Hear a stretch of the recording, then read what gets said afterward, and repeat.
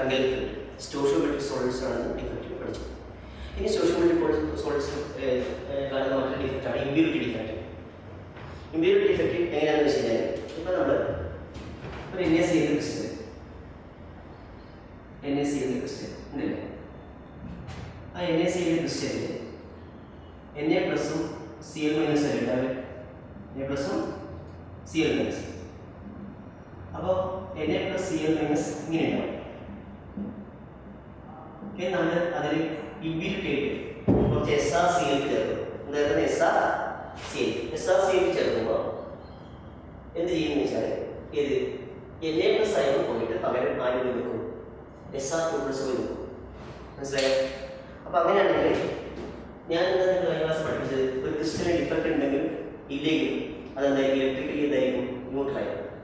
അപ്പോൾ Sr2 plus എവിടെ പോയി നിൽക്കുമ്പോൾ Sr2 പ്ലസ് ആദ്യം പ്ലസ് 2 അല്ലേ, അപ്പോൾ എത്ര പ്ലസ് പോകണം, 2 പ്ലസ്. അപ്പോൾ Na പ്ലസും വേറെ Na പ്ലസ് കൂടെ പോകാം.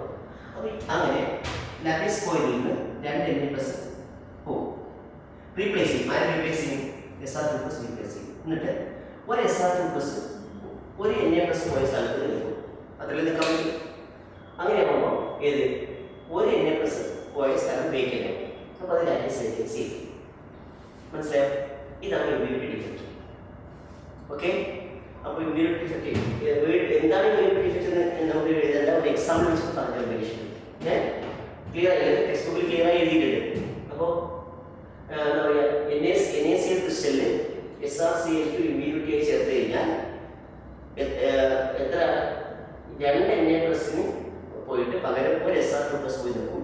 അപ്പോൾ ഒരു Na പ്ലസ് പോയ സ്ഥലം വേക്കൻ്റ് ആവും. മനസ്സിലായോ? ക്ലിയർ? യെസ്. അതേപോലെ അത് ഇനി ആ വേർഡ്സ് ഞാൻ എഴുതേണ്ടത് ടെക്സ്റ്റ് നോക്കിയാൽ മനസ്സിലാവും. ഞാൻ എഴുതുന്നില്ല. അതേപോലെ AgCl ക്രിസ്റ്റലിൽ കാഡ്മിയം ക്ലോറൈഡ് CdCl2 ആ ക്രിസ്റ്റലിൽ AgCl ഇമ്പ്യൂരിറ്റി ചേർക്കാം. CdCl2 ക്രിസ്റ്റലിൽ AgCl ഇമ്പ്യൂരിറ്റി ചേർക്കാം. അപ്പോൾ നമുക്കറിയാം Cd2 പ്ലസിന് പകരമാണ് ഏത് വരിക, Ag പ്ലസ്. അപ്പോൾ അത് റിവേഴ്സ് കേസിൽ ചെയ്താൽ മതി. കാരണം ഇപ്പൊ നമ്മൾ AgCl ക്രിസ്റ്റലിൽ CdCl2 ഇമ്പ്യൂരിറ്റി ചേർത്താൽ മതി കേട്ടോ. അങ്ങനെ പറ്റുക. അപ്പോൾ അത് ഇപ്പൊ Sr2 പ്ലസ് വരെ Cd2 പ്ലസ് വരും. AgCl Cl മൈനസിന്റെ അതാണ് ഉണ്ടാവും. ഏത് വരും, Cd2 പ്ലസ് വരും. മനസ്സിലായോ? ഓക്കെ, എക്സാമ്പിൾ അത് ഞാൻ വേർഡ്സ് പറയണില്ല, ടെക്സ്റ്റ് ബുക്കിലുള്ള സെന്റൻസ് അതുപോലെ പഠിച്ചാൽ മതി കേട്ടോ. ഓക്കെ, ഇനി നമുക്ക് നോൺ സ്റ്റോഷിയോമെട്രിക് കോമ്പൗണ്ട്സ് കണ്ട ഡിഫറൻസ് പഠിക്കണം. ഓക്കെ, നോൺ സ്റ്റോഷിയോമെട്രിക് കോമ്പൗണ്ട്സ് എന്ന് പറഞ്ഞാൽ എന്താണ്? ഇപ്പോൾ ഉദാഹരണത്തിന് അയൺ ഓക്സൈഡ് FeO അല്ലേ ഫോമുല. അപ്പോൾ FeO ആകുമ്പോൾ Fe2 പ്ലസും O2 മൈനസ് അല്ലേ നമ്മൾ പ്രതീക്ഷിക്കുക. പക്ഷെ അവിടെ എന്താ ചെയ്യുന്നത് വെച്ചാൽ യഥാർത്ഥത്തിൽ ക്രിസ്റ്റൽ സ്ട്രക്ചറിൽ Fe2 പ്ലസും O2 മൈനസും ഏതുപോലെ ഉണ്ടാവില്ല, 1:1 എന്ന റേഷ്യോ ഉണ്ടാവില്ല, 0.95:1 ആണ്. അപ്പോൾ അതിന് കാരണം Fe2 പ്ലസ് അല്ല മൊത്തം, അതിൽ ചിലതൊക്കെ Fe3 പ്ലസ് അയോൺസ് ഉണ്ട്. അതിന് ഐഡിയ ഞാൻ പറഞ്ഞുതരാം. അപ്പോൾ അങ്ങനെയാണെങ്കിൽ ക്യൂബിക്കൽ ഫോമിൽ നമ്മൾ എഴുതുന്ന പോലെ അല്ലല്ലോ അതിൻ്റെ ഏത് ക്രിസ്റ്റൽ സ്ട്രക്ചറിലുള്ളത്. ക്രിസ്റ്റൽ സ്ട്രക്ചർ പഠിക്കാനില്ല പറഞ്ഞു. Fe 0.95 O 1.00 എന്നാണ്. മനസ്സിലായോ? അപ്പോൾ അങ്ങനെയാണെങ്കിൽ പക്ഷേ കെമിക്കൽ ഫോമിലെയോ FeO. അപ്പോൾ അതെന്തായി, നോൺ സ്റ്റോഷിയോമെട്രിക് ആയി. മനസ്സിലായോ? നോൺ സ്റ്റോഷിയോമെട്രിക് കോമ്പൗണ്ട്സ് കാണുന്ന 2 ടൈപ്പ് ഡിഫക്റ്റ് ആണ്. അതിൽ ഒന്നിനെ മെറ്റൽ എക്സസ് ഡിഫക്റ്റ് എന്ന് പറയും, മറ്റൊന്നിനെ മെറ്റൽ ഡെഫിഷ്യൻ ഡിഫക്റ്റ് എന്ന് പറയും. ക്ലിയർ? അതിൽ ഒന്നാമത് metal excess defect. Metal excess defect ശ്രദ്ധിക്കുക. Metal excess defect, metal excess defect. Okay, metal excess defect എങ്ങനെ ഉണ്ടാവുക വെച്ച് കഴിഞ്ഞാൽ മെറ്റൽ എന്ന് പറഞ്ഞാൽ നോൺ മെറ്റൽ അധികം ഉണ്ടാവണം, മെറ്റൽ കുറയണം. നോൺ മെറ്റൽ എന്ത് ചെയ്യണം, കുറയണം, മെറ്റൽ അധികമാണ്. അപ്പോൾ അങ്ങനെയാണെങ്കിൽ ഇപ്പം നമ്മൾ എന്ത് ചെയ്താൽ മതി, ഇതാണ് ക്രിസ്റ്റൽ സ്ട്രക്ചർ ചെയ്തത്. X പ്ലസ് പിടിക്കും y minus x plus y minus then x plus then y minus 2D അല്ലേ പറയുന്നത്. യെസ്. ഇനി എന്ത് ചോദിച്ചാൽ ഇവിടെ ഒരു ഏത് റിമൂവ് ചെയ്യാം, y മൈനസ് റിമൂവ് ചെയ്യാം. y മൈനസ് റിമൂവ് ചെയ്തിട്ട് അപ്പോൾ ഏത് എക്സസൈസ്, മെറ്റൽ എക്സസൈസ്. പക്ഷെ നമ്മൾ ക്രിസ്റ്റലിൽ ഡിഫക്റ്റ് ഉണ്ടെങ്കിലും ഇല്ലെങ്കിലും ക്രിസ്റ്റൽ ഇലക്ട്രിക്കൽ ന്യൂട്രൽ അല്ലേ. പക്ഷെ ഇപ്പോൾ ഈ ക്രിസ്റ്റലിൽ ഏത് അധികമാണ്, ചാർജ്, പോസിറ്റീവ് ചാർജ് അധികമല്ലേ. അപ്പോൾ എന്ത് ചെയ്യുന്നല്ലോ, ഈ y മൈനസ് പോയ സ്ഥലത്ത് ഒരു ഇലക്ട്രോൺ പോയി നോക്കും. മനസ്സിലായോ? ഇത് മെറ്റൽ എക്സസ് ഡിഫക്റ്റ് ഉള്ളതാണ്. അപ്പൊ എന്താ പറയുന്നത്? Anion missing from anion missing from one of the lattice point. Okay, then the electrical neutrality is maintained by a free electron, okay, occupying the anion vacancy. Clear? Board കാണുന്നില്ലേ? ഇത് y minus അല്ലേ? പോയത് y minus പോയത് ആനിയോണിൽ നിന്നും electron വന്നു. മനസ്സിലായോ? അപ്പോൾ ഇവിടെ എങ്ങനെ പറയാം? This defect may arise. This defect may arise. Simple words by missing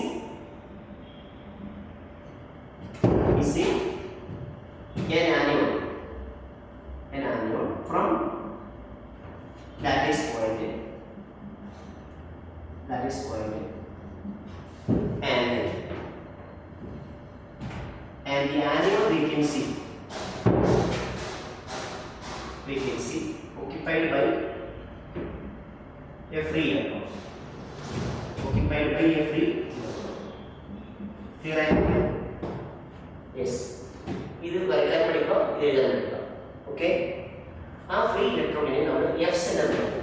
The free electron is called free electron occupied at the anion vacancy is called F center. F ഫാബൻ എന്ന German വാക്ക് F എന്ന വാക്ക് ഉപയോഗിച്ചത്. ഫാബൻ എന്ന് പറഞ്ഞ കളറാണ്. മനസ്സിലായോ? അപ്പൊ non stoichiometric ആയ solid ഈ കളറാണ്.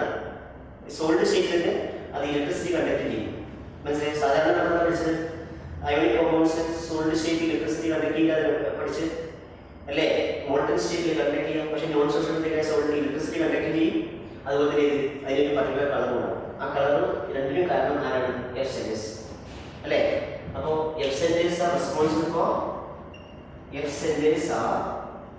Responsible for the color and electrical conductivity of the crystal. Clear? Okay. അപ്പോൾ ഒരു crystal electricity ionic compound solid ഷേപ്പിൽ ഇലക്ട്രിസിറ്റി കണ്ടക്ട് ചെയ്യുന്നതിന് കാരണം എന്താ വെച്ചാൽ പെട്ടെന്ന് പറയാം എഫ് സെന്റർ. എഫ് എന്ന വാക്ക് ഏതിന്റെ സ്റ്റാർട്ടിങ്ങിലേക്കാണ്? ഫാബൻ എന്ന വാക്കിന്റെ അർത്ഥം ജർമ്മൻ വാക്കിന്റെ അർത്ഥമാണ് കളർ. ക്ലിയർ? ഓക്കെ, നമ്മൾ പഠിച്ച മെറ്റൽ എക്സസ് ഡിഫക്റ്റിന്റെ ബന്ധപ്പെട്ട പരീക്ഷയിലേക്ക് ഒരു പ്രധാനപ്പെട്ട ക്വസ്റ്റ്യൻ ആണ് ഇപ്പോൾ എഴുതിയിരിക്കുന്നത്. എന്താ question? What happens when NaCl crystal is heated in the presence of sodium metal vapor? Question മനസ്സിലായില്ലേ? Sodium chloride crystal sodium metal വേപ്പറിന്റെ പ്രസൻസിൽ ഹീറ്റ് ചെയ്താൽ എന്ത് സംഭവിക്കും? ഓക്കെ, അപ്പൊ ഇപ്പൊ നമ്മൾ പറഞ്ഞ അതുമായി ബന്ധപ്പെട്ട ടേമായതുകൊണ്ട് എടുത്തെന്ന് പറയുന്നത്. ഓക്കെ, ശ്രദ്ധിക്കുക. അത് ചെയ്യുന്നത് സോഡിയം ക്ലോറൈഡ് ക്രിസ്റ്റൽ 2 ഡയമെൻഷനൽ ആയിട്ട് വരച്ചാൽ ഇങ്ങനെ ഉണ്ടാവും. ഇവിടെ Na പ്ലസ്, അടുത്തത് Cl മൈനസ്, ഇവിടെ Na plus. Okay, then Cl minus, then Na plus, then Cl minus. 2 dimensional ആയിട്ട് വെച്ച് നമുക്ക് പറയാം. ഇങ്ങനെ സംഭവിക്കുന്നത് സോഡിയം മെറ്റൽ വേപ്പർ ചൂടാക്കുന്നു. Cl മൈനസ് ഇതിന്റെ ഇന്റീരിയർ ഭാഗത്ത് അതായത് ലാറ്റൈസ് പോയിന്റിൽ നിന്ന് സർഫസിലേക്ക് മൂവ് ചെയ്യും. സോഡിയം മെറ്റൽ വേപ്പർ എടുത്തിട്ട് നമ്മൾ ആ സോഡിയം മെറ്റൽ എന്ത് ചെയ്യും? അയണൈസ് ചെയ്യും. സോഡിയം അയണൈസ് ചെയ്യുന്ന എടുക്കുക Na gives Na plus plus ഇത് ഇലക്ട്രോൺ. ക്ലിയർ? ഇത് Na ഗ്യാസ് ആണ്, സോഡിയം മെറ്റൽ വേപ്പർ ആണ്. അപ്പോൾ Na plus gas plus electron കിട്ടും. എന്നിട്ട് എന്ത് ചെയ്യും? ഈ Cl മൈനസ് സർഫസിലേക്ക് മൂവ് ചെയ്യില്ലേ? ആ Cl മൈനസും ഈ Na മൈനസും തമ്മിൽ NaCl ഡെപ്പോസിറ്റ് ചെയ്യും. അപ്പോൾ ഇവിടെ ഒരു ഇലക്ട്രോൺ ആയിരുന്നു. ആ ഇലക്ട്രോൺ തിരിച്ച് ക്രിസ്റ്റലിന്റെ ഉള്ളിലേക്ക് വന്നിട്ട് ഈ ആനയും Cl മൈനസ് പോയ സ്ഥലത്ത് പോയി നിൽക്കും. അപ്പോൾ നേരത്തെ പഠിച്ച അതേ സംഭവമല്ലേ? ക്ലിയർ? അപ്പോൾ അവിടെ എഫ് സെന്റേഴ്സ് ഉണ്ടാവില്ലേ?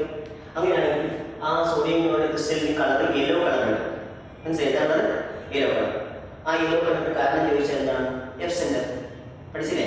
മാത്രമല്ല സാധാരണ നമ്മൾ കാണുന്ന സോഡിയത്തിലൂടെ ഇലക്ട്രിസിറ്റി കണ്ടക്ട് ചെയ്യും ഇല്ല. എന്നാൽ ഈ ഇലക്ട്രോണുകളുടെ മൂവ്മെന്റ് ഉണ്ടാവും, അതുവഴി ഇത് ഇലക്ട്രിസിറ്റി കണ്ടക്ട് ചെയ്യും. നോൺ സോഷ്യബിലിറ്റി ആയിട്ട് NaCl ഇലക്ട്രിസിറ്റി കണ്ടക്ട് ചെയ്യും. ക്ലിയർ? അപ്പോൾ നിങ്ങൾ പരീക്ഷയ്ക്ക് വന്നു കഴിഞ്ഞാൽ എങ്ങനെ എഴുതാൻ പറ്റുക? യെസ്, നോക്കാം. ഇത് ക്വസ്റ്റ്യൻ ചോദിച്ചിട്ടുണ്ടെങ്കിൽ Cl minus ion from the interior diffuses to the surface of the crystal. Okay, diffuses to the surface of the crystal. Diffuses to the surface of the crystal.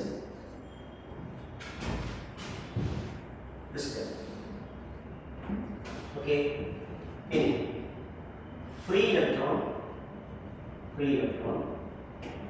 obtained by the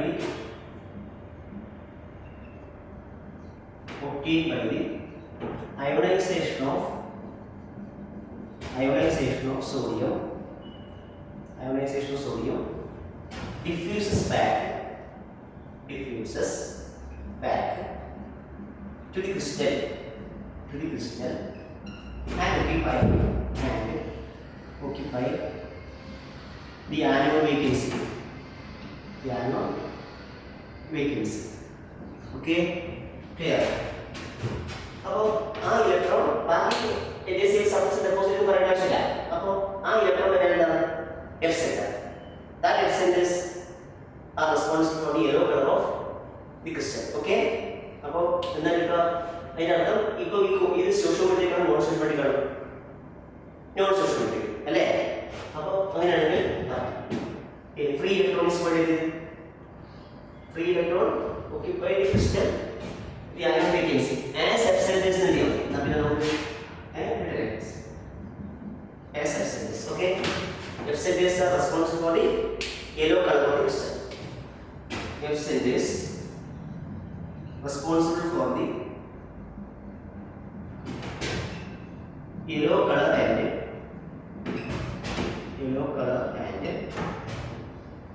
conductivity. Okay, the non soluble data. Clear?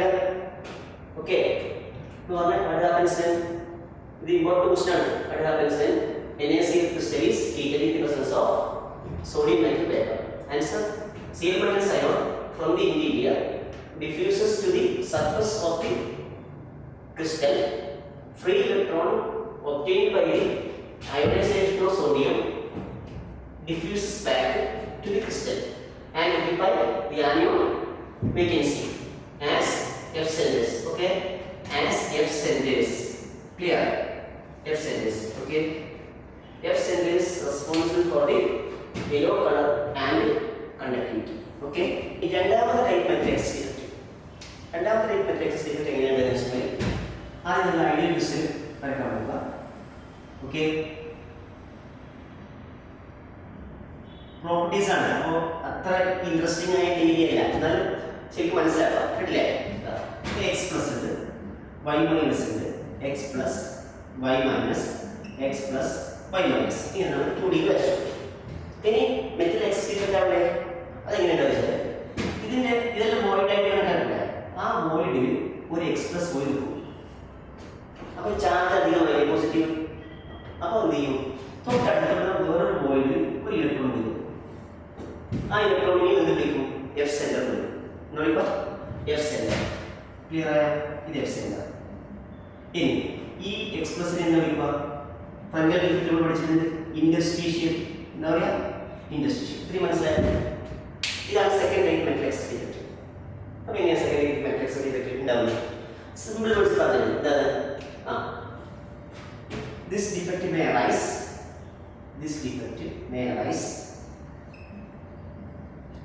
is by occupying an extra cation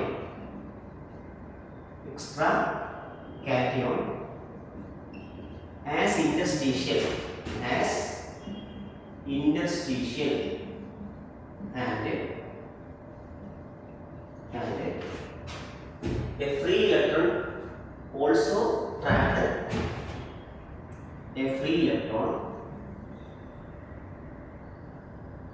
a free electron occupy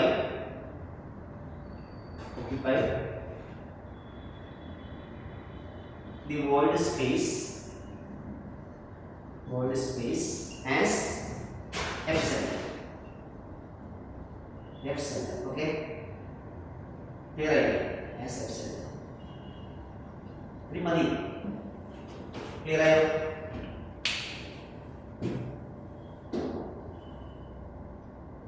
This defect may also arise by occupying an extra cation as interstitial and a free electron occupy the void space as F centers. Okay? ഈ ഇഫക്റ്റുമായി ബന്ധപ്പെട്ട ഒരു ചോദ്യം ആണ് what happens when zinc oxide is heated. Zinc oxide ചൂടാക്കിയാൽ എന്ത് സംഭവിക്കും? അപ്പോൾ ഇവിടെ ചെയ്യുന്നത് വെച്ചാൽ സിങ്ക് ഓക്സൈഡ് നിങ്ങൾ ഞാൻ പറയുന്നില്ല Selen2+ O2- Selen2+ അങ്ങനെ വിചാരിക്കും. ഇനി എന്താ ചെയ്യുന്നറിയോ? Selen2+ അയോൺ ഇവിടെ സിങ്ക് ഓക്സൈഡ് ചൂടാക്കുമ്പോൾ അതിങ്ങനെ ഡീകമ്പോസ് ചെയ്യും. Seleno gives ഇത് റിവേഴ്സിബിൾ ആണ്. നമുക്ക് Seleno gives Selen2+ half O2+ 2 electron. കണ്ടില്ലേ? ആ ഉണ്ടാകുന്ന Selen2+ ഒരു ഫ്രീ വോയിഡിൽ പോയി നിൽക്കും. ആ 2+ അധികം ഒരു Selen2+ ഇന്റീരിയർ പാർട്ടിൽ അധികം വന്നാൽ അതിന്റെ ചാർജ് അധികം വരുമോ? +2. എന്നിട്ട് അത് ഈ 2 ഇലക്ട്രോൺ ഉണ്ടോ, ആ 2 ഇലക്ട്രോൺ അതിന് തൊട്ടടുത്തുള്ള ഫ്രീ വോയിഡിൽ പോയി നിൽക്കും. ഓരോ വോയിഡിലും മനസ്സിലായി? അങ്ങനെ അപ്പോൾ എന്തായി മാറി? നേരത്തെ പറഞ്ഞില്ലേ ഏത് കാറ്റോൺ അതിന്റെ ഇൻഡസ്ട്രിയലായി വന്നു. അതുപോലെ Selen2+ അതിന് പുറത്തുനിന്ന് എവിടത്തേക്ക് വന്നു? സിങ്ക് ഓക്സൈഡ് ചൂടാക്കിയപ്പോൾ കിട്ടിയ ആ Selen2+ ഇതിന്റെ ഉള്ളിൽ കൂടെ വന്നു. എവിടെ ഉള്ളിൽ? Free void space. അതിന്റെ ചാർജ് തുല്യമാക്കാൻ വേണ്ടിയിട്ട് ഈ ഇലക്ട്രോൺ പോയിരുന്നു F സെന്ററായിട്ട്. അപ്പോൾ അങ്ങനെയാണ് എന്താ സംഭവിച്ചത്? സിങ്ക് ഓക്സൈഡ് കളർലെസ് ആണ് ശരിക്കും, പക്ഷെ ചൂടാക്കുന്നതോറും അതിന് യെല്ലോ കളറായി മാറും. പക്ഷെ വേറെ സംഭവം പറയുന്നത് റിവേഴ്സിബിൾ റിയാക്ഷൻ. വീണ്ടും കണ്ടുപിടിച്ചാൽ അത് ഒരു പർട്ടിക്കുലർ ടെമ്പറേച്ചർ ചൂടാക്കിയാൽ സിങ്ക് ഓക്സൈഡ് കണ്ടാൽ എന്താ കളർ? യെല്ലോ. വീണ്ടും കണ്ടുപിടിച്ചാലോ ഈ റിയാക്ഷൻ തിരിച്ചാണ്. അപ്പോൾ പഴയ സിങ്ക് ഓക്സൈഡ് ഉണ്ടാവും. അപ്പോൾ എന്തായി മാറി? വൈറ്റ് ആയി. അപ്പോൾ നോൺ ഡിസ്ട്രൂഷബിലിറ്റി ആകുന്നത് എപ്പോഴാണ്? ഹൈ ടെമ്പറേച്ചറിലാണോ ലോ ടെമ്പറേച്ചറാണോ? High temperature. മനസ്സിലായില്ലേ? ഓക്കെ. അപ്പോൾ നമ്മളിങ്ങനെ സിമ്പിൾ വേർഡ്സ് എഴുതുക.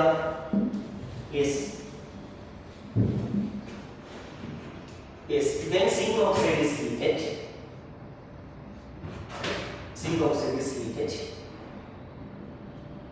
it loses oxygen reversibly according to the equation. According to the equation, Seleno gives Selen2++ half O2+ 2 electron. Selen2+ ion occupy the void space as interstitial and electrons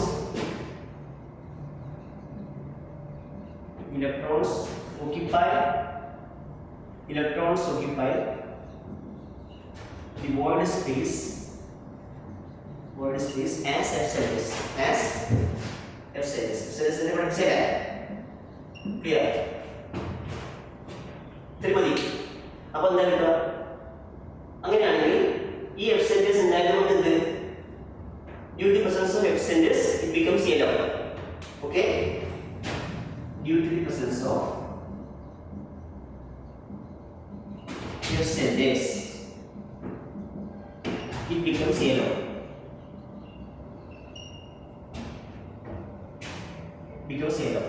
അതാണ് electricity കണക്കി. ഇനി അടുത്ത വേണമെങ്കിൽ നിങ്ങൾ പറയാം temperature കുറച്ചാൽ reaction തിരിച്ചു നടക്കും. അപ്പോൾ ഇത് പഴയ സിങ്കോസിലോ അപ്പോൾ അത് വൈറ്റോ കളർലെസ്. ക്ലിയർ ആയില്ലേ? അപ്പോൾ എന്താ ഇത്? When zinc oxide is heated, it loses oxygen reversibly according to the equation. Seleno gives Seleno gives Selen2++ half O2+ 2 electron.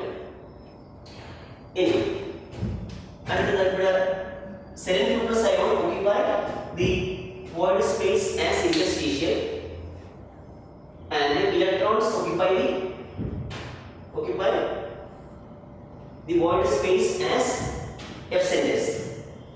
Due to the presence of F centers, it becomes air. Okay?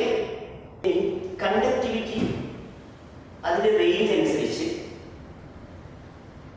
സോളിഡിനെ മൂന്നായി തരത്തിലും metals, semi conductors, insulators. Okay, കണ്ടക്ടിവിറ്റിയുടെ range. അപ്പോൾ ഞാൻ അത് clear ആയി ശ്രദ്ധിക്കുക. Metals good കണ്ടക്ടറാണ് അല്ലേ? Metals എന്താണ്? ഗുഡ് കണ്ടക്ടറാണ്. അതിന്റെ റേഞ്ച്, കണ്ടക്ടിവിറ്റിയുടെ റേഞ്ച്, കണ്ടക്ടിവിറ്റി, മെറ്റൽസിന്റെ കണ്ടക്ടിവിറ്റി എത്രയാണെന്നറിയോ? 10⁴ to 10⁷ ohm inverse metre inverse. അത് നമ്മൾ ഇലക്ട്രോണിക്സ് പഠിക്കും കേട്ടോ. യൂണിറ്റ് കണ്ടക്ടിവിറ്റി ഓഫ് മെറ്റൽസ് എഴുതിയാലും മതിയല്ലോ കേട്ടോ. Conductivity of metals lies in the range. പറയാം എന്താണ്? കണ്ടക്ടിവിറ്റി ഓഫ് മെറ്റൽസ്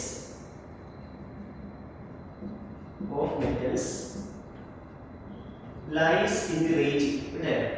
നമ്മൾ എഴുതിയാൽ മതി. 10⁴ to 10⁷ ohm inverse metre inverse. ഇതാണ് ഗുഡ് കണ്ടക്ടർ. ഇനി സെമി കണ്ടക്ടർ ആണെങ്കിൽ, സെമി കണ്ടക്ടർ എന്ന് പറഞ്ഞാൽ ഇറ്റ് ഷോസ് ലിറ്റിൽ കണ്ടക്ടിവിറ്റി അല്ലേ? ഫിസിക്കൽ ഐഡിയ ആണ്, നമുക്ക് ജസ്റ്റ് എഴുതാതിരിക്കാൻ പറ്റില്ല. അതുകൊണ്ട് അതിന്റെ റേഞ്ച് 10⁻⁻⁶ to 10⁴ ആണ്. Same unit ohm inverse metre inverse. ഇല്ലേ? Okay, 10⁻⁻⁶ to 10⁴. ഇനി ഇൻസുലേറ്റേഴ്സ് ആണ്. ഇൻസുലേറ്റേഴ്സ് എന്ന് പറഞ്ഞാൽ ഇലക്ട്രിസിറ്റി കണ്ടക്ട് ചെയ്യില്ല അല്ലേ? അതിന്റെ range 10⁻⁻⁰ to 10⁻⁻20 ohm inverse metre inverse. അപ്പോൾ ജസ്റ്റ് ആ റേഞ്ച് പഠിക്കാം കേട്ടോ. അപ്പോൾ പറഞ്ഞേ, based on conductivity solid can be classified into 3 types. എന്തൊക്കെയാണ്? metals, semiconductors and insulators. In metals, the conductivity is 10⁴ to 10⁷ ohm inverse meter inverse. They are good conductors. Okay. Semiconductors, the range is 10⁻⁻⁶ to 10⁴ ohm inverse meter inverse. They shows little conductivity. Okay. Then insulators 10⁻⁻⁻ to 10⁻⁻20 ohm inverse meter inverse. Okay. They are bad conductors. That means insulators are electricity conducting. Okay. Any metals, semiconductors, insulators explain the band theory or theory. ചെറിയ തിയറിയാണ് band theory. അപ്പോൾ അതെ പഠിക്കേണ്ട ആവശ്യമില്ല. Band theory ഈ properties ആണെന്നുണ്ടെങ്കിൽ ഇതെല്ലാം ഞാൻ പറയുന്ന സമയത്ത് ടെക്സ്റ്റ് ബുക്ക് വായിക്കണം കേട്ടോ. ഓക്കെ. ബാൻഡ് തിയറി ഉദ്ദേശിക്കുന്നത്, ഇപ്പം നമ്മൾ ഒരു ലിഥിയമാണ് എടുത്താൽ ലിഥിയത്തിന് ബാലൻസ് ഇലക്ട്രോണല്ലേ. അപ്പം അങ്ങനെയാണെങ്കിൽ 10 ലിഥിയം ആയിട്ടായിരിക്കും. അപ്പോൾ 10 ലിഥിയം ആയിട്ടിൻ്റെ ബാലൻസ് ഷെയർ 2s1 ആണ്. ലിഥിയം 2s1 ആണ്. 10 2s1 ആയിരിക്കും. നമ്മൾ കഴിഞ്ഞ പഠിച്ചില്ലേ മോളിക്കുലർ ഓർബിറ്റൽ ഉണ്ടാവുന്നത്. അപ്പോൾ ഈ ആറ്റോമിക് ഓർബിറ്റലുകൾ മിക്സ് ആണ്. ഇത് മോളിക്കുലർ ഓർബിറ്റൽസ് ഉണ്ടാവും. മോളിക്കുലർ ഓർബിറ്റൽസ് ഉണ്ടാകുമ്പോൾ അതിൽ ബോണ്ടിങ് മോളിക്കുലർ ഓർബിറ്റൽ ഉണ്ടാവും, ആന്റി ബോണ്ടിങ് മോളിക്കുലർ ഓർബിറ്റൽ ഉണ്ടാവും. ആ ലോവർ എനർജി ഉള്ള ബോണ്ടിങ് മോളിക്കുലർ ഓർബിറ്റൽ ഇലക്ട്രോൺ നിൽക്കുക, ആന്റി ബോണ്ടിങ് ഇലക്ട്രോൺ നിൽക്കില്ല. അപ്പോൾ അങ്ങനെയാണെങ്കിൽ എന്താ സംഭവിക്കുന്നത് വെച്ചാൽ, ഞാൻ 10 ലിഥിയമാണ് പറഞ്ഞാൽ 10 2s ഉണ്ടാവും. അപ്പോൾ അത് മിക്സ് ആക്കുമ്പോൾ നമുക്ക് എന്താ കിട്ടുക? 10 2s മിക്സ് ആക്കുമ്പോൾ നമുക്ക് മോളിക്കുലർ ഓർബിറ്റൽ കിട്ടും. ആ molecular orbital bonding molecular orbital ഉണ്ടാവും. അപ്പോൾ നമ്മൾ പറയാം 1s മിക്സ് ആക്കുമ്പോൾ σ1 σ സ്റ്റാർ 1s, അതുപോലെ 2s മിക്സ് ചെയ്യുമ്പോൾ σ2s σ സ്റ്റാർ 2s ഉണ്ടാവും. ഓക്കെ. അപ്പോൾ എത്ര ഉണ്ടോ, ഇപ്പോൾ 10 5 വീതം മിക്സ് ആക്കുക, 5 2s വീതം മിക്സ് ആക്കുക. അപ്പോൾ അങ്ങനെയാണെങ്കിലോ 5 ബോണ്ടിങ് 5 ആന്റി ബോണ്ടിങ് ഉണ്ടാവും. പക്ഷെ 10 അല്ലല്ലോ, കുറേ ആറ്റങ്ങൾ ഉണ്ടാവും. ഒരു ചെറിയൊരു മൈക്രോ ഇതെടുത്താലേ മനസ്സിലായോ? അപ്പം അങ്ങനെയാണെങ്കിൽ ഈ മെറ്റൽ ആറ്റങ്ങളുടെ ബാലൻസ് ഷെല്ലിലുള്ള ഓർബിറ്റലുകൾ ഓവർലാപ്പ് ചെയ്ത് മിക്സ് ചെയ്തിട്ട് കുറേ മോളിക്കുലർ ഓർബിറ്റൽസ് ബോണ്ടിങ്ങും ആന്റി ബോണ്ടിങ്ങും ഉണ്ടാവും. ഇതൊക്കെ വളരെ എനർജി ഇതിൻ്റെ ഓരോന്നിൻ്റെ അടുത്തടുത്തായിരിക്കും. കഴിഞ്ഞ വർഷം ബോണ്ടിങ് ഈ മെറ്റൽസിൽ ഇതിൽ അടുത്തടുത്തായിരിക്കും. അപ്പോൾ കുറേ ബോണ്ടിങ് മോളിക്കുലർ ഓർബിറ്റലിൻ്റെ കൂട്ടം ഉണ്ടാവും. മനസ്സിലായില്ലേ? ബാൻഡ്, അതിന് ബാൻഡ് എന്ന് പറയും, എനർജി ബാൻഡ്. അതുപോലെ ആന്റി ബോണ്ടിങ് ഉണ്ടാവും. മനസ്സിലായോ? ഇതിൽ എനർജി കുറഞ്ഞതിന് ബോഡി മോളിക്യൂളൊക്കെ അതിന് നമ്മൾ ബാലൻസ് ബാൻഡ് എന്ന് പറയും. അതേസമയത്ത് മുകളിലുള്ള ഓർബിറ്റൽസിലെ ആന്റിബോഡി അതിനെ കണ്ടക്ഷൻ ബാൻഡ് എന്ന് പറയും. ഈ ബാലൻസ് ബാൻഡും കണ്ടക്ഷൻ ബാൻഡും വളരെ അടുത്തായി കൂട്ടിമുട്ടിയിട്ടുണ്ടാവുക മെറ്റൽസിൽ. മാത്രമല്ല മിക്കവാറും മെറ്റൽസിൽ ആ ബാലൻസ് ബാൻഡ് ഹാഫ് ഫിൽഡ് ആയിരിക്കും. മനസ്സിലായോ? അപ്പോൾ either the balance band is half filled, അല്ലെങ്കിൽ അവർ തമ്മിൽ എന്ത് ചെയ്യും? ഓവർലാപ്പ് ചെയ്യുന്നത്. മനസ്സിലായോ? അവർ തമ്മിൽ ഗ്യാപ്പ് ഇല്ല. അപ്പോൾ നമ്മൾ ഒരു ചെറിയ ഇലക്ട്രിക് ഫീൽഡ് അപ്ലൈ ചെയ്യുമ്പോൾ തന്നെ ഇലക്ട്രോൺ എന്ത് ചെയ്യും? ബാലൻസ് ബാൻഡ് കണ്ടക്ഷൻ ബാൻഡിലേക്ക് മൂവ് ചെയ്യും. അപ്പോൾ അത് ഗുഡ് കണ്ടക്ടർ. പഠിച്ചോ? യെസ്. അതേസമയത്ത് ഇൻസുലേറ്റേഴ്സിലാണെങ്കിലോ ആ ഗ്യാപ്പ് വളരെ വലുതായിരിക്കും. മനസ്സിലായോ? അപ്പോൾ ഒരു ചാൻസ് ഇല്ല ഇലക്ട്രോൺ ബാലൻസ് ബാൻഡ് കണ്ടക്ഷൻ ബാൻഡിലേക്ക് ജമ്പ് ചെയ്യാൻ ചാൻസ് ഇല്ല. ക്ലിയർ ആയില്ലേ? സെമി കണ്ടക്ടറിൽ പേര് തന്നെ മനസ്സിലായില്ലേ? സെമി കണ്ടക്ടറാണ് ആ ഗ്യാപ്പ് ചെറുതായിരിക്കും. മറ്റേത് ഗ്യാപ്പേ ഇല്ല, ഇത് ഗ്യാപ്പ് ചെറുതായിരിക്കും. മനസ്സിലായോ? അപ്പോൾ പിന്നെ അതിന് ചെറിയ രൂപത്തിൽ ഇലക്ട്രിസിറ്റി കണ്ടക്ട് ചെയ്യാനുള്ള ചാൻസ് ഉണ്ട്. ഇത്രയും മനസ്സിലായോ? അപ്പോൾ നിങ്ങൾ എങ്ങനെയാണ് പരീക്ഷയ്ക്ക് വന്ന് എഴുതുക? എക്സ്പ്ലെയിൻ ബാൻഡ് തിയറി എന്ന് പറഞ്ഞാൽ എങ്ങനെ എഴുതുക? അപ്പോൾ ഞാൻ ഷോർട്ട് ഫോമിൽ എഴുതാൻ പറ്റും നോക്കാം കേട്ടോ. നോക്കും. In metals, large number of atomic orbitals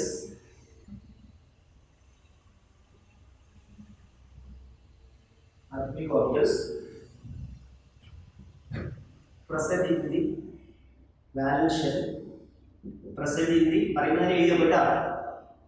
valence shell overlaps to form bonding and anti-bonding molecular orbitals. Anti-bonding molecular orbitals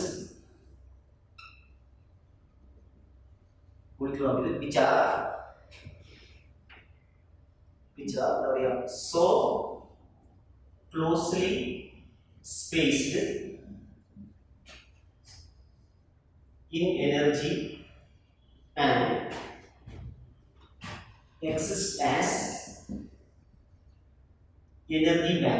energy bands. Okay, I'm simple sentence പറഞ്ഞാലോ ഏതെങ്കിലും എക്സ്പ്ലെയിൻ ചെയ്യുന്നില്ലേ? in metals large number of atomic orbitals present in the valence shell overlaps to form bonding and anti-bonding molecular orbitals which are so closely spaced in energy and exist as energy bands. Okay, അർത്ഥം മനസ്സിലായില്ലേ? വളരെ ഇങ്ങനെ ചെയ്യില്ല, ഇങ്ങനെ കണ്ടാ മറ്റേ നമ്മൾ ഇങ്ങനെ പഠിച്ചിരിക്കുന്ന ഒന്നിവിടെ ബോണ്ടിങ് ആന്റിബോണ്ടിങ്. ഓക്കെ, അപ്പോൾ ഇനി എന്ത് ചെയ്യും? യെസ്, ഈ ബോണ്ടിങ് മോളിക്കുലർ ഓർബിറ്റലിനെ ഇതിനെ നമ്മൾ വിളിക്കും, ഇതിലെ ഇലക്ട്രോൺ ഒട്ടിപ്പ് ചെയ്യാം. ബോണ്ടിങ്ങിനാണ് ആന്റിബോണ്ടിങ്ങിനാണ് ബോണ്ടിങ്. അപ്പോൾ ഇതിലെല്ലാം ഇലക്ട്രോൺ ഉണ്ടാവും. ഇങ്ങനെ ഇലക്ട്രോൺ ഉണ്ടാവും. അതിന് ഈ ഏതാണ് highest occupied energy band balance band എന്ന് പറയും. ലോവസ്റ്റ് അൺഒക്യുപ്പൈഡ് എനർജി ബാൻഡ് ഇതല്ലേ ഇവിടെ ഇതാണ് ആന്റിബോണ്ടിങ്. ഇതിൽ ഇലക്ട്രോൺ ഇല്ലല്ലോ. ആ ലോവസ്റ്റ് അൺഒക്യുപ്പൈഡ് എനർജി ബാൻഡ് വിളിക്കും കണ്ടക്ഷൻ ബാൻഡ്. കിട്ടില്ലേ? ഇപ്പോൾ കണ്ടുപിടിക്കില്ല. നമുക്ക് അങ്ങനെ എഴുതാം. Yes, the highest occupied energy band is called valence band and lowest unoccupied energy band is called conduction band. Okay, ഇത് മെയിൻ ക്ലിയർ. ഇനി പറയാനുള്ളൂ in metals എന്താ പറയാ, the valence band is either half filled are filled, or there may be overlapping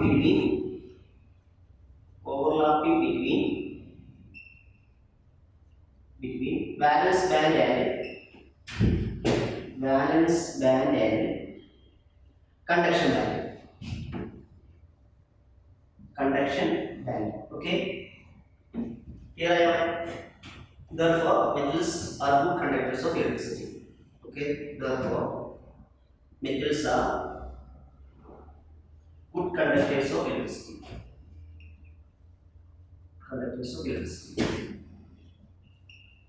Okay. ടെക്സ്റ്റിലെ ചിത്രം നോക്കണ്ട. ആ bag ടെക്സ്റ്റിലെ ചിത്രം ഇനി നിങ്ങൾ ചെയ്യുന്നത് അടുത്ത് ഞാൻ എഴുതുന്നില്ല. ബാക്കി in insulators the energy gap is large. Therefore no possibility for a movement of electron under an applied electric field. Clear ആയോ? energy gap വളരെ വലുതായതുകൊണ്ട് ഇലക്ട്രിക് ഫീൽഡ് അപ്ലൈ ചെയ്യുമ്പോൾ ഇലക്ട്രോണിനെ ബാലൻസ് ബാൻഡിന്റെ കണ്ടക്ഷൻ ബാൻഡിലേക്ക് മൂവ് ചെയ്യാൻ ചാൻസ് ഇല്ല. സെമി കണ്ടക്ടേഴ്സ് ആണെങ്കിൽ ആ energy gap ചെറുതാണെന്ന്. Okay. ബോർഡിൽ ഞാൻ പ്രധാനപ്പെട്ട സാധനങ്ങൾ എല്ലാം എഴുതി അവസാനം ഞാൻ സെന്റൻസ് പറഞ്ഞു. ആ സെന്റൻസ് നിങ്ങൾ എഴുതിയിരിക്കണം കേട്ടോ. ക്ലിയർ? ഏതാ എനർജി ഗ്യാപ്പ് വളരെ വലുത്? ഇൻസുലേറ്റേഴ്സ്. അപ്പോൾ ഇൻസുലേറ്റേഴ്സിൽ ഇലക്ട്രിസിറ്റി കണ്ടക്ട് ചെയ്യില്ല.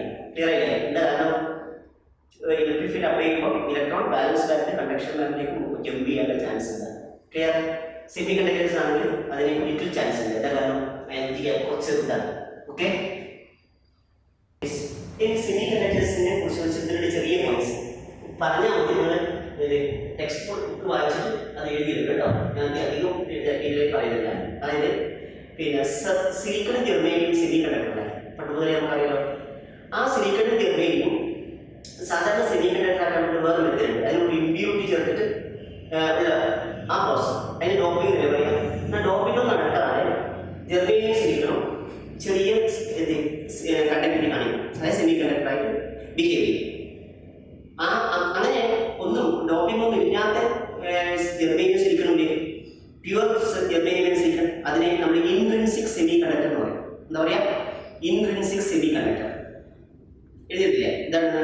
Pure silicon and germanium are intrinsic semi conductors.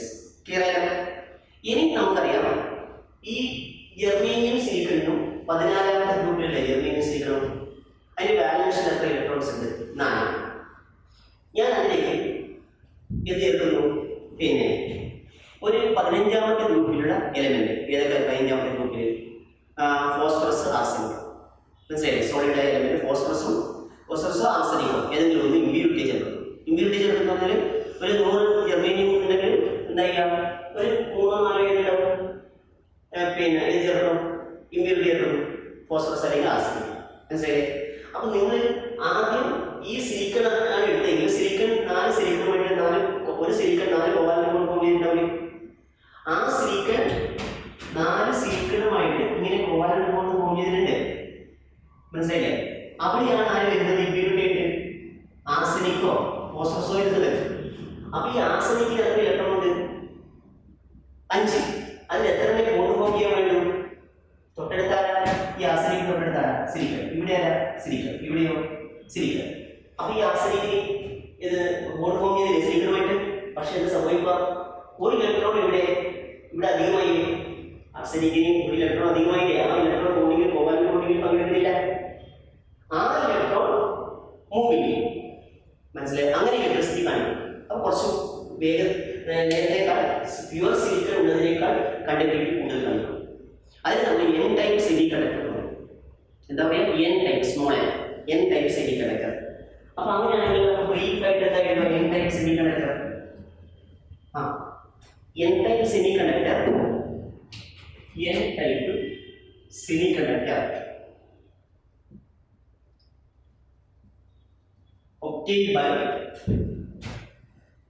obtained by doping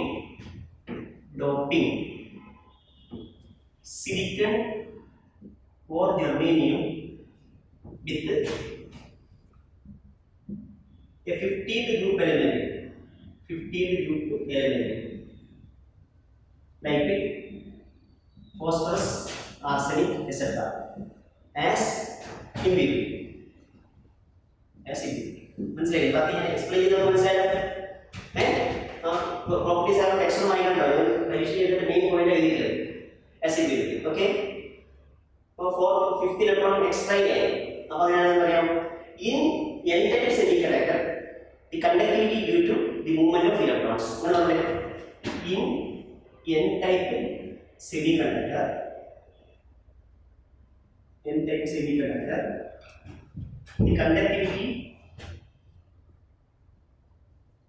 the conductivity through the movement of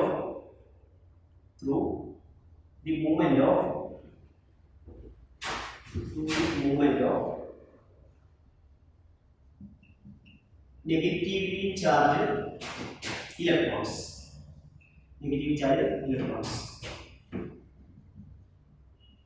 Clear idea? ഇനി അടുത്തത് പി ടൈപ്പ് സെമികണ്ടക്ടർ. അതൊന്നുമില്ല, സിലിക്കൺ എത്ര കോവലന്റ് കൊണ്ട് നോക്കിയാൽ 4. നമ്മളത് ഡോപ്പ് ചെയ്യുന്ന അലൂമിനിയം അല്ലെങ്കിൽ 13ാമത്തെ ഗ്രൂപ്പിലെ അലൂമിനിയം അല്ലെങ്കിൽ ഗാലിയം അങ്ങനെയുള്ള എല്ലാം എടുത്തിട്ട് അപ്പൊ അലൂമിനിയത്തിന്റെ ബാലൻസ് എത്ര 3 അല്ലേ, സിലിക്കൺ ബാലൻസ് എത്ര 4. അപ്പൊ അലൂമിനിയത്തിന് എത്ര ബോണ്ട് ഫോം ചെയ്യാൻ പറ്റും? 3 ബോണ്ടിലേക്ക് ഫോം ചെയ്യാൻ പറ്റും അലൂമിനിയത്തിന്. അങ്ങനെ അലൂമിനിയം തൊട്ടടുത്ത സിലിക്കണുമായിട്ട് 3 ബോണ്ട് ഫോം ചെയ്യുന്നു. മനസ്സിലായില്ലേ?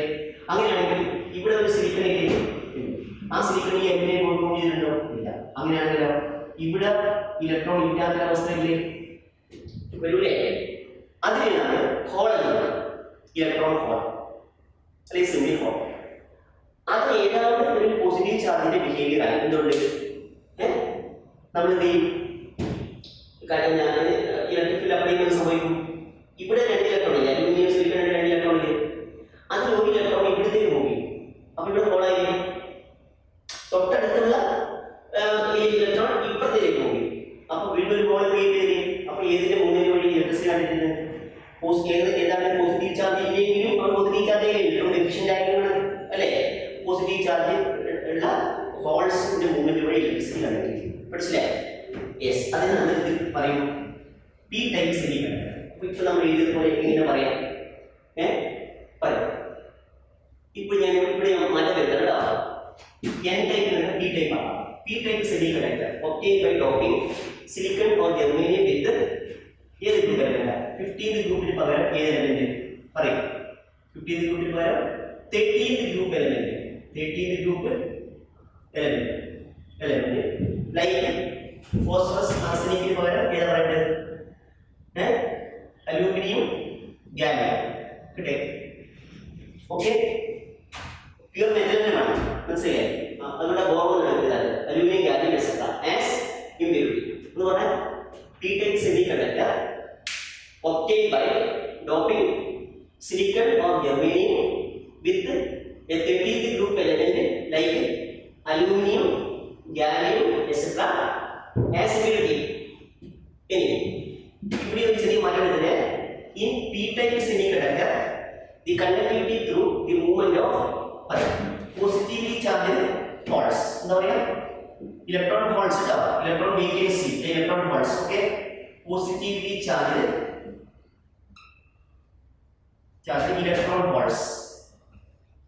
electron holes അല്ലെങ്കിൽ electron vacancies. Okay, electron holes അല്ലെങ്കിൽ പറയും electron vacancies. Clear ആയില്ലേ? Okay, ഇനി ഇതിന്റെ ആപ്ലിക്കേഷൻ ഒക്കെ നിങ്ങൾ ഫിസിക്സിൽ ഇലക്ട്രോണിക്സ് പഠിക്കും. ഒരു പിയും ഒരു എന്നും മിക്സ് ആക്കിയ pn ജംഗ്ഷൻ ആണ്, അതാണ് ഡയോഡ്. ഇനി 2 പിക്കിടയിൽ ഒരു n വരിക, PNP. അതുപോലെ 2 n പി വരിക, NPN. അതൊക്കെ ട്രാൻസിസ്റ്റർ. മനസ്സിലായി? അതിന്റെ ഉപയോഗങ്ങൾ അപ്പോൾ എന്താണ് ഇതിന്റെ ഉപയോഗങ്ങൾ വെച്ച് കഴിഞ്ഞാൽ പറയാം. ഡയോഡ്സ് ഉണ്ടാക്കാൻ ഉപയോഗിക്കും, ട്രാൻസിസ്റ്റർ ഉണ്ടാക്കാൻ ഉപയോഗിക്കും. മനസ്സിലായോ? Okay, clear? അത് ഫിസിക്സിൽ ഇലക്ട്രോണിക്സ് പഠിക്കും. ഓക്കെ, ഏതാണ് ഡയോഡ്? എന്നും പിയും മിക്സ് ആക്കി എന്ന് പറയും ഡയോഡ്. മനസ്സിലായില്ലേ? അതേസമയത്ത് ഒരു 2 പിയുടെ ഇടയിൽ ഒരു ലെയർ ആയിട്ട് ചെയ്ത് തരണം n. അതാണ് PNP ട്രാൻസിസ്റ്റർ. അതുപോലെ NPN ട്രാൻസിസ്റ്റർ. ഓക്കെ, പിന്നെ അതിന് താഴെയായിട്ട് ടെക്സ്റ്റ് ബുക്കിൽ കുറച്ച് 1-2 പ്രോപ്പർട്ടികൾ കൊടുത്തിട്ടുണ്ട്. അത് ജസ്റ്റ് പറയാനേ ഉള്ളൂ. അതായത് പിന്നെ എന്താ പറയാ, മെറ്റൽ പിന്നെ 13-15 കോമ്പൗണ്ട്സും 13-15 കോമ്പൗണ്ട്സ്, അതുപോലെ 12-16 കോമ്പൗണ്ട്സ്. 12-16 കോമ്പൗണ്ട്സ് ഇതൊന്നുമില്ല. 13 നമ്മൾ സെമി കണ്ടക്ടറിന്റെ ഉപയോഗം അത്രയധികം നമുക്ക് ആവശ്യമായിട്ട് വരുന്നതിന് ഇപ്പം പല ഡിവൈസിലും സെമി കണ്ടക്ടറിലെ വേണ്ടത്.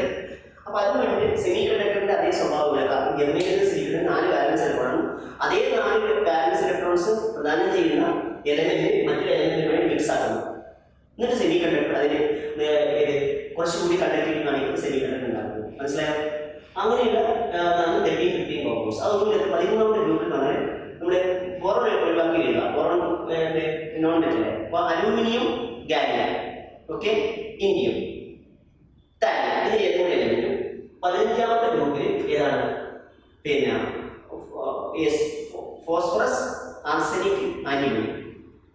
ഇങ്ങനെയുള്ള ഏതെങ്കിലും എലമെന്റ് നമ്മൾ മിക്സ് ആക്കുക. നിങ്ങൾക്കറിയാം, മിക്സ് ആക്കി കഴിഞ്ഞാൽ എന്തായാലും ഇത് ഒരേ ഗ്രൂപ്പിലെ എലമെന്റ് ആണെങ്കിൽ ഒരേപോലെ പോകാനും കൊടുക്കുകയും ചെയ്യും. മനസ്സിലായില്ലേ? അപ്പോൾ അത് ഇലക്ട്രിസിറ്റി കാണിക്കണം. ക്ലിയർ ആയാലോ? അപ്പോൾ അങ്ങനെയാണെങ്കിൽ ഇലക്ട്രിക്കൽ കണ്ടക്ടറിറ്റി കാണിക്കും. അപ്പോൾ 13-15 കോമ്പൗണ്ടിന്റെ എന്താണെന്ന് വെച്ചാൽ binary compounds formed by mixing group 13 and group 15 elements. പഠിച്ചില്ലേ? നിങ്ങൾ ടെക്സ്റ്റ് ബുക്കിൽ നോക്കണ്ട, നിങ്ങൾ ഏതെങ്കിലും എക്സാമ്പിൾ എഴുതിച്ചാൽ അതാണ്. ഇപ്പോൾ ഫോസ്ഫറസ്, നൈട്രജൻ ഫോസ്ഫറസ്, പിന്നെ അതുപോലെ തന്നെ 30 ഫോസ്ഫറസ് ഗാലിയം പോരെ, PGA. ക്ലിയർ ആയല്ലോ? അതുപോലെ തന്നെ ആർസനിക്, പിന്നെ ആർസനിക് ഏത് ഗ്രൂപ്പിലാണ്? 15ാമത്തെ ഗ്രൂപ്പിൽ നൈട്രജൻ ഫോസ്ഫറസ്. ഓക്കെ. അല്ലെങ്കിൽ നിങ്ങൾക്ക് ഇത് ഉണ്ടാക്കിയ എക്സാമ്പിൾ ചെയ്യാൻ മതി. ഏതൊക്കെയാണ്? 13ാമത്തെ ഗ്രൂപ്പിൽ നമുക്ക് എന്ത് ചെയ്താൽ അലൂമിനിയം, ഗാലിയം, ഇൻഡിയം, താലിയം, ഇതിന് ഇവിടെ ഉപയോഗിക്കാം. പ്ലസ് ഏത് 15ാമത്തെ ഗ്രൂപ്പിൽ ഏതായാലും ഫോസ്ഫറസ്, ആർസനിക്, ആന്റിമണി, ബിസ്മത്ത്, ഇതിൽ ഏതെങ്കിലും എലമെന്റ്. അപ്പോൾ നിങ്ങൾ ഏതെങ്കിലും മിക്സ് ആക്കും. ഉദാഹരണത്തിന് GaAs മിക്സ് ആക്കാം. അപ്പോൾ നിങ്ങൾ വിഷ്വൽ എക്സാമ്പിൾ ഉണ്ടാക്കിയതില്ലേ SbGa, അങ്ങനെ എഴുതാം. GaSb. മനസ്സിലായില്ലേ? ഓക്കെ. ഇതാണ് ഇത് 12-16 കോമ്പൗണ്ട്സ്. എന്താണെന്ന് വെച്ചാൽ 12-16 കോമ്പൗണ്ട്സ് ചെയ്യണം. സെമി കണ്ടക്ടേഴ്സ് ആണ്. ഇങ്ങനെ ബൈ മിക്സിംഗ് ചെയ്തൊക്കെ group 12 and group 16 elements. Okay. Binary compounds formed by mixing group 12 and group 16 compounds. മനസ്സിലായേ? യെസ്. അപ്പോൾ അങ്ങനെയാണെങ്കിൽ 12ാമത്തെ ഗ്രൂപ്പ് എന്ന് പറഞ്ഞാൽ ഏതൊക്കെയാണ്? 12ാമത്തെ ഗ്രൂപ്പ് എന്ന് പറഞ്ഞാൽ സിങ്ക്, കാഡ്മിയം, മെർക്കുറി. ഞാൻ എഴുതിയിട്ടുണ്ട് കേട്ടോ. പ്ലസ് നിങ്ങൾക്ക് എക്സാമ്പിൾ ഉണ്ടാക്കി എഴുതാൻ വേണ്ടിയിട്ടാണ് പറയുന്നത്. പഠിച്ചു നോക്കണ്ട. 16ാമത്തെ ഗ്രൂപ്പ് എന്ന് പറഞ്ഞാൽ ഓക്സിജൻ ഒഴിവാക്കി സൾഫർ, പിന്നെ ഓക്സിജൻ, സൾഫർ, സെലീനിയം, ടെലൂറിയം, അങ്ങനെ പൊളോണിയം റേഡിയാക്കി വേണ്ട കേട്ടോ. ഇത് പോകുന്നു. സെലനസ് നമ്മൾ പറയുന്ന സെലനസ് ആണോ? നമ്മൾ പറയുന്ന സിംഗിൾ സൾഫൈഡ് അല്ലാതെ സിങ്ക് മെൽറ്റ് ചെയ്യും, സൾഫറും അതെ ഒരു എമൗണ്ട് മെൽറ്റ് ചെയ്യും, ഇതിന് മിക്സ് ആണ്. മനസ്സിലായോ? അപ്പോൾ സെലനസ് അല്ലെങ്കിൽ CdS അല്ലെങ്കിൽ എന്താ പറയുക CdSc, ക്ലിയർ? HgTe ഉണ്ടാക്കിയിട്ടുണ്ടാവും. ക്ലിയർ? ഓക്കെ. ഇനി സെമി കണ്ടക്ടേഴ്സിന്റെ പിന്നെ കണ്ടക്ടിവിറ്റി ടെമ്പറേച്ചർ കൂടുമ്പോൾ കൂടും കേട്ടോ. ഓക്കെ.